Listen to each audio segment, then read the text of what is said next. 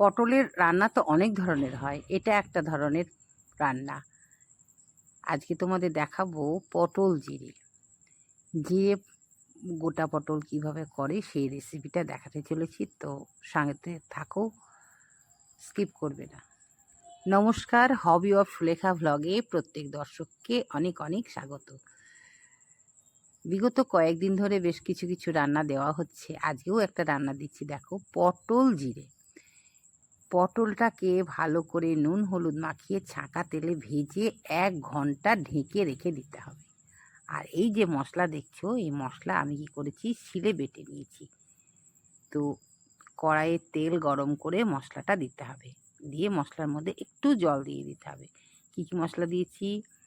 দিয়েছি টমেটো, আদা, জিরে, ব্যাস, আর কিচ্ছু না। এই মশলাটা আমি নিজে হাতে শিলে পেস্ট করে নিয়েছি, শিলে বেটে নিয়েছি। তো সেটাকে একটু জল দিয়ে মোটামুটি সুন্দর করে নাড়াচাড়া করতে হবে। তার মধ্যে দিতে হবে একটু মিষ্টি আর একটু হলুদ।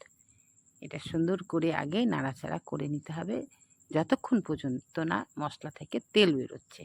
যেই মশলা থেকে তেল বেরিয়ে যাবে তারপরে আমাদের কি করণীয় সেটা আমি বলছি। দেখো, পটল তো অনেক রকম রেসিপি হয়, সে আলু পটল বলো, চিংড়ি পটল বলো, দই পটল বলো, পটল সর্ষে বলো, পটল জিরে বলো।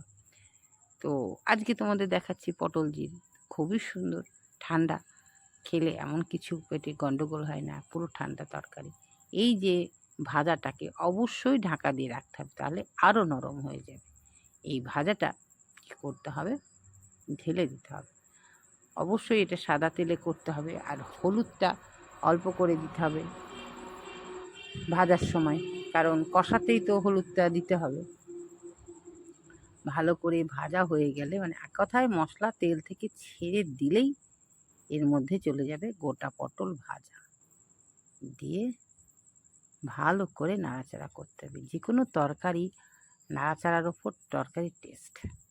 যদি তলে লেগে যায় তাহলে কিন্তু সে তরকারি আর খাওয়া যাবে না। তার জন্য যখনই আমরা তরকারি বানাবো তখনই আমরা কড়াইয়ের সামনে দাঁড়িয়ে থাকবো। একটুকু এদিক থেকে ওদিক হয়ে গেলে কিন্তু তলাটা পুড়ে যায়, খাওয়া প্রবলেম হয়ে যায়।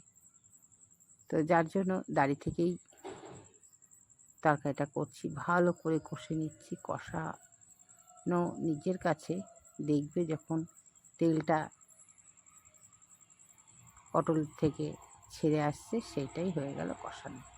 কষানো কমপ্লিট হয়ে গেলে অবশ্যই এর মধ্যে জল দিতে হবে। জলটা আমরা গরম জল করেও দিতে পারি, আবার ঠান্ডা জলও দিতে পারি। আজকে আমি ঠান্ডা জলই প্রয়োগ করছি, যথারীতি ঠান্ডা জল। তো মাছ যেমন জলে ডুবিয়ে রাখতে হয়, তেমনি পটলটাকেও খুব সুন্দর করে ডুবিয়ে রেখেছি। এর মধ্যে এবার কী করতে, সামান্য পরিমাণে লবণ দিতে হবে। লবণটা অবশ্যই দেখে দিতে হবে, কারণ ভাজার সময় তো পটলে তো আমি লবণ দিয়ে দিয়েছি, তার জন্য লবণটা দেখে দিতে হবে। দিয়ে এবার ভেঙে ফুটতে দিতে হবে। ফুটতে ফুটতে যখন একটু মাখা মাখা হয়ে যাবে, তখন সুন্দর টেস্টি তরকারিতে পরিণত হয়ে যাবে। ব্যাস, হয়ে গেল এই পটল জিরে। তোমাদের কেমন লাগলো অবশ্যই জানাবে। আবারও ফিরে আসবো পরের ভিডিওতে। তোমরা সকলে খুব ভালো থেকো।